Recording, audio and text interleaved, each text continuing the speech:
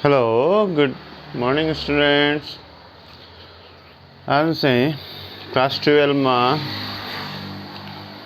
Modern physics को problem छ है।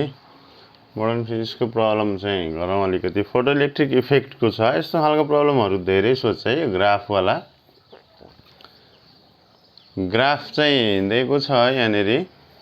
Graph shows stopping potential and frequency है। Figure graph is between stopping potential and frequency of the incident radiation for some metal surface. कुनै एउटा metal surface को लागि यो ग्राफ चाहिँ दिएको रहेछ। Now study the graph and answer the following questions भन्छ हैन।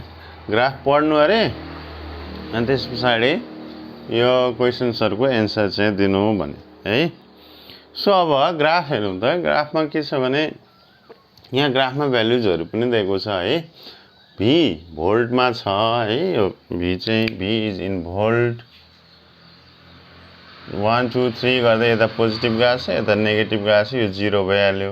त्यसपछि यता यो साइडमा फ्रिक्वेन्सी रहेछ। Frequency is in hertz. त्यो पनि इन्टु 10 टु द पावर 15 हो है। यो जस्तो 0.25 into 10 to the power 15 hertz, 0.50 into 10 to the power 15 hertz, 0.75 into 10 to the power 15 hertz, 1.0 into 10 to the power 15 hertz.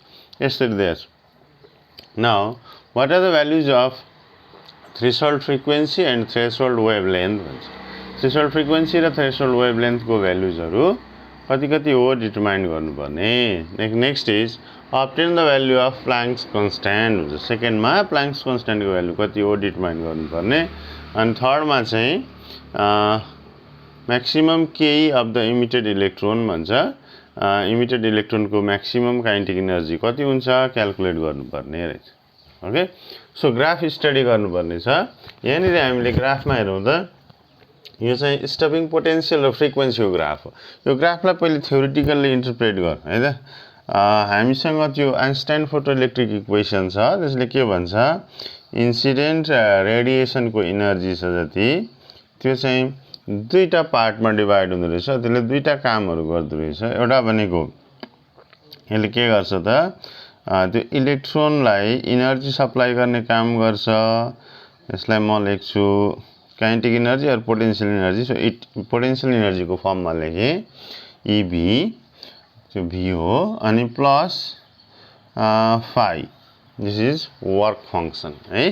भनेको जुन आको छ हाम्रो इन्सिडेन्ट एनर्जी त्यो चाहिँ इन्सिडेन्ट एनर्जी चाहिँ पोटेन्शियल एनर्जी अथवा यति नै अमाउन्ट को काइनेटिक एनर्जी प्रोवाइड गर्न अनि त्यो इलेक्ट्रोनलाई त्यो सर्फेसबाट इजेक्ट आउट गर्न काम गर्दो रहेछ है।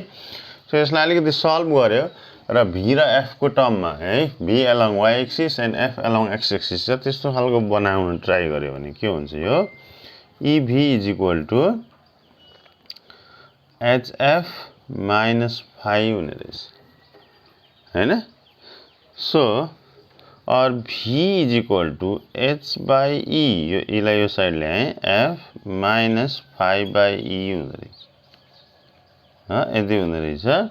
सो यो हेरौँ त यो इक्वेसन कस्तो खालको छ। हामीले पढ्दै आएको इक्वेसन हामीले पढ्दै आएको एउटा इक्वेसन छ y is equal to mx plus c भन्छ त्यसलाई है। y is equal to mx plus c type को इक्वेसन छ। सो यसमा v is along y axis तिर v छ, f is along x axis यो x axis तिर f छ। सो यो के भयो त यो y भयो भने this term is equal to m यो स्लोप भयो यो चाहिँ x भयो अनि यो चाहिँ प्लस गरेर माइनस c गर्दा हुन्छ है। यसो गर्दा पनि हुन्छ नि हैन। यस्तो खालको फर्ममा हुने रहेछ। यहाँ मैले के लेखे उल्टो भयो हैन। माइनस गरेर माइनस c लेख्नु पर्यो अनि माइनस माइनस मल्टिप्लाई भएर प्लस हुन्छ है। माइनस गरेर माइनस c। ओके ठीक छ यस्तो भएछ है। सो अब यहाँनेरि हामीले हेरौँ त यहाँनेरि के हुने रहेछ त y त्यही छ। स्लोपले के दिने रहेछ त अथवा स्लोप इज इक्वल टु के हुने रहेछ त स्लोप इज इक्वल टु हुने रहेछ h by e। So h is equal to के हुने रहेछ h is equal to e into slope हुने रहेछ ह।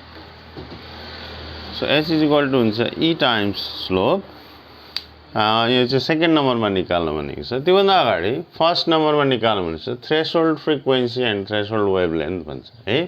थ्रेसोल्ड फ्रिक्वेन्सी निकाल्नको लागि यो इन्टरसेप्टमा आयो। इन्टरसेप्टले के दिने रहेछ भन्दा यसले चाहिँ हामीलाई के दिन्छ त त्यो मिनिमम फ्रिक्वेन्सी दिन्छ, जसले चाहिँ के गर्छ त त्यो इलेक्ट्रोनलाई त्यहाँबाट चाहिँ इजेक्ट आउट गरिदिन्छ है।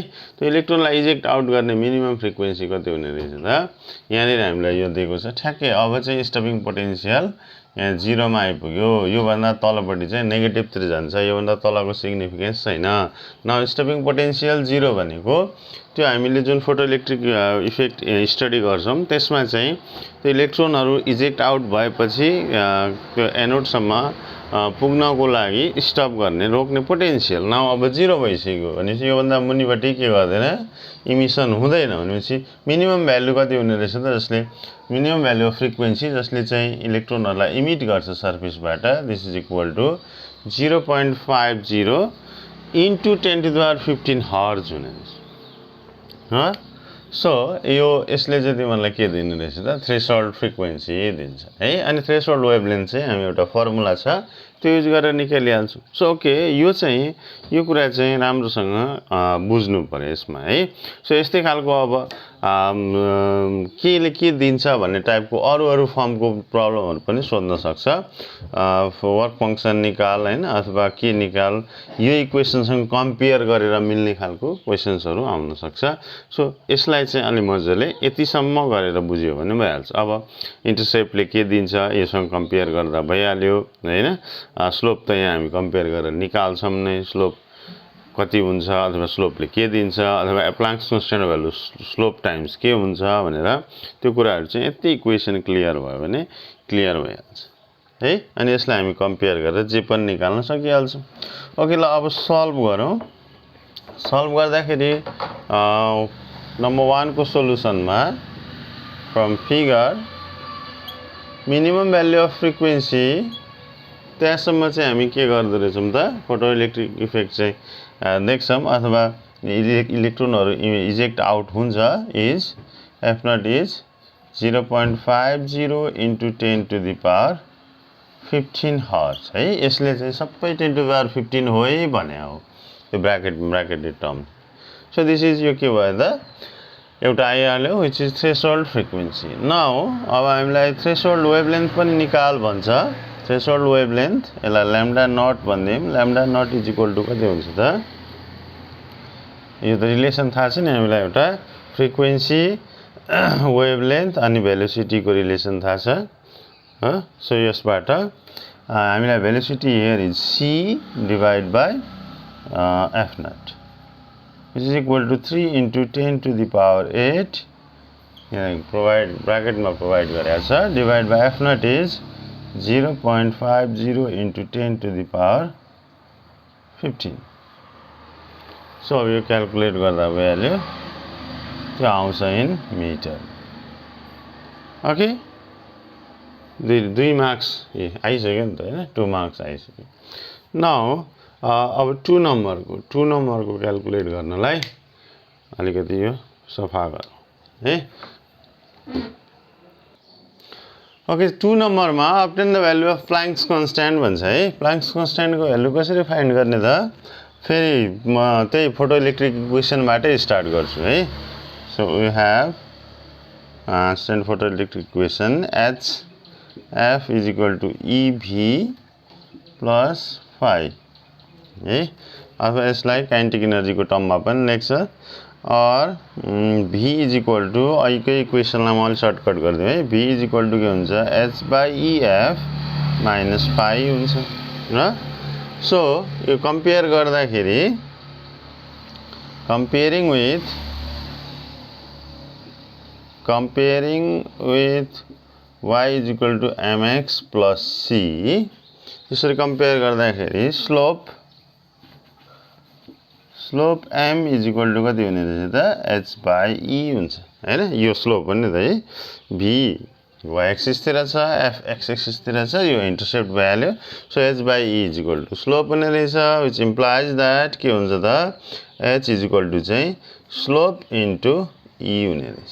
ओके स्लोप इन्टु ई हुने रहेछ नाउ स्लोप यो फ्रम ग्राफबाट स्लोप निकालौँ त from graph slope m is equal to कति हुन्छ अब यहाँनिर भ्यालुजहरू सबै प्रोभाइड गरेको छ एउटा सानो राइट एङ्गल ट्रायङ्गल भ्यालु सबै भएको ठाउँबाट एउटा सानो राइट एङ्गल ट्रायङ्गल बनाऊँ यो यसरी बनाउँदा पनि भयो हैन यसरी यो एउटा कन्स्ट्रक्ट गर्दा पनि अर्को ठुलो बनाउँछु भने यताबाट बनाउँदा पनि हुन्छ है so m is equal to के हुन्छ y intercept minus x intercept so y2 minus y1 by x2 minus x1 हैन so 2 minus 1 divided by 1 minus 0.75 ठीक छ हैन 2 यो भ्यालु इज 2 minus 1 यो y तिरको भयो y intercept and 1 minus 0.75 into यहाँ छ नि त बाँकी रहेको हैन into 10 to the power 15 so value calculate गर्दाखेरि कति हुने रहेछ त यो 2 minus 1 is 1 divided by 1 minus 0.75 is 0.25 into 10 to the power 15 भनेको यो 4 into 10 to the power minus 15 हो हैन यसलाई सल्भ गर्दाखेरि 1 by 0.25 भनेको 4 हो into 10 to the power plus 15 माथि जाँदा minus 15 भयो therefore h is equal to कति भयो त h is equal to the slope times e हो हैन slope भनेको 4 into 10 to the power minus 15 into e भनेको 1.6 into 10 to the power minus 19 which is equal to कति हुन्छ त 1.6 into 4 भनेको 16 चौके 64 so 6.4 into 10 to the power minus 15 minus 19 गर्दा minus 34 so यसको युनिट इज जुल छ ओके भयो त हैन सो अब यसरी यति गर्दा पनि हुन्छ एक्जाममा तर अब यो चाहिँ त्यही भने नि मैले यो कुराहरु चाहिँ बुझ्नु पर्यो यो ठ्याक्क बुझ्यो भनेदेखि 2 मार्क्स को छ फुल नै गर्दिनु यति नै गर्दिनु फाइदाजनक हुन्छ नाउ थर्ड नम्बरमा अलि एक्स्ट्रा भनेको छ थर्ड नम्बर गरौँ है त Okay, third number ma, the metal surface is illuminated by the radiation of frequency 10 to the power 15 hertz. 10 to the power 15 hertz को radiation ले incident गरायो भने what would be the maximum kinetic energy of the emitted electron? कति हुने रहेछ maximum kinetic energy भन्छ. Here कति छ frequency of radiation 10 to the power 15 hertz. So फेरि त्यही equation use गरौँ HF is equal to EV plus phi or HF is equal to this is potential energy which will be converted into kinetic energy so it is Ke max plus HF naught भनेको work function लाई हामी HF naught लेख्छौं हैन so यो F naught अघि calculate गरेको छ नि त 1 नम्बरमा यहाँनेरि that's why or Ke is equal to Ke max is equal to कति हुने रहेछ त HF minus F naught okay so h को भ्यालु 2 नम्बरमा क्याल्कुलेट गरेको छ f यहाँ प्रोवाइड गरेको छँदै छ f नट यहाँ माथि क्याल्कुलेट गरेको छ त्यो सबै भ्यालु हाल्यो भने देखि हामी ke max क्याल्कुलेट गर्छौं है ke max is equal to कति हुने रहेछ त 6.4 into 10 to the power minus 34 into 10 to the power 15 minus अब यो कति आउँछ त्यो भ्यालु राखेर अनि ठ्याक्कै क्याल्कुलेट गर्दिने आन्सर आइहाल्छ है इजी छ ल ओके अब अर्को एउटा नेक्स्ट त्यस्तै सर्टकट खालको छ त्यो गरौँ अनि त्यसपछि आज इन्ड गरौँ है त ओके नेक्स्ट क्वेशन यो पीएन जंक्सन डायोडको छ हैन यसमा चाहिँ यो सर्टकट टाइपमा हुन्छ है The following figure is PN junction diode in real practice. Answer the following question भन्छ म सर एक्सप्लेन मात्रै गर्दिन्छु है यहाँनेरि फर्स्ट क्वेशनले के भन्छ भने How do you identify PN inside of the PN junction diode भन्छ यो PN junction diode यस्तो हुन्छ रियल प्र्याक्टिसमा अनि यहाँनेरि चाहिँ यो व्हाइट कलरको यो प्याच ब्यान्ड जस्तो हुन्छ यो साइडलाई हामी एन साइड भन्छौं अनि बाकी यो त अब यो चाहिँ अर्को साइड इज पी साइड है यो पी र एन टाइप आइडेन्टिफाई गर्ने तरिका हो रियल प्र्याक्टिसमा 0.5 मार्क्स आएको छ त्यति लेखिदिदा भइहाल्छ अथवा एक लाइन लेखिदिदा हुन्छ व्हाइट प्याच भएको साइड इज एन साइड अनि next side is P side भन्दा भइहाल्यो अर्को यहाँ एउटा डेरिभेसन छ त्यसलाई छोड्दियौ next is state any one application of PN junction diode भनेको छ you know very well one application of PN junction diode that is to construct rectifier हैन रेक्टिफायर बनाउँछ अर अझै डिटेलमा लेख्दिने हो भने यसलाई के गर्न युज गरिन्छ त to convert AC into DC AC लाई डीसी अथवा पल्सेटिङ डीसी भनौँ त्यसबाट फिल्टर युज गरेर हामी स्मुथ डीसी युज गरेर बनाउँछौँ जे लेख्दिदा पनि भइहाल्छ यो पनि 0.5 मार्क्सको छ हैन एउटा सर्टमा लेख्दिने अर्को draw a circuit diagram to show forward bias characteristics of a PN junction diode भनेर 1 मार्क्सको छ बीचमा एउटा डेरिभेसन्स थियो है त्यो अब डेरिभेसन्स त आइहाल्छ यसलाई सर्किट सिम्बलमा हामीले युज गर्दा कसरी युज गर्छौं त यसरी सर्किटमा चाहिँ हामी यसरी सिम्बलाइज गर्छौं this is P side this is N side हैन यस्तो हुन्छ यसको एप्लिकेसन भनिहाले मैले अब फरवर्ड बायस क्यारेक्टरिस्टिक्सको सर्किट ड्र गर्ने तरिका भनेको यस्तो छ भनेपछि यो कपीमा यसरी ड्र गर्ने टच हुनुपर्ने हैन यसरी अब यो पी साइड भयो यो एन साइड भयो भने फरवर्ड बायसको लागि के हुन्छ त ब्याट्री जोड्दाखेरि पोजिटिभ तिर